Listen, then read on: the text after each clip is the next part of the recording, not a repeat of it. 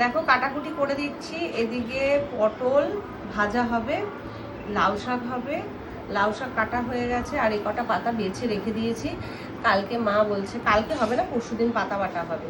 আর এদিকে এঁচড় কাটবো বলে এখানে হলুদ জল নিয়ে নিয়েছি, আর ওই যে ওখানে গোটা এঁচড়টা রয়েছে। মা ওদিকে ডাল রান্না করছে। তার কুটে কাটে দিলে না অনেকটাই সুবিধা হয়। মা বলছে এটা করব সেটা করব, এক গাদা। ভাই ওদিক দিয়ে ফোন করে বলছে এটা করো ওটা করো। আনলাম কিচ্ছু করার দরকার নেই। তাও দেখো না কত পদ হয়ে যাচ্ছে। এবার কখন এত কিছু রান্না করবে, কখন এত কিছু খাবো? আমরা তো এত কিছু খেয়ে অভ্যস্তও নই। আমার সত্যি বেশি পদ হলে না ভালো লাগে না। সেরকম রূপকেরও সেম, মানে ও বেশি পদ পছন্দ করে না। 1-2 পদ হবে, তৃপ্তি করে আমরা খাবো। কিন্তু তারপরেও অনেক কিছু করছে, ওদিকে বোধহয় ডাল ফাল করছে, আরও কী সব করছে।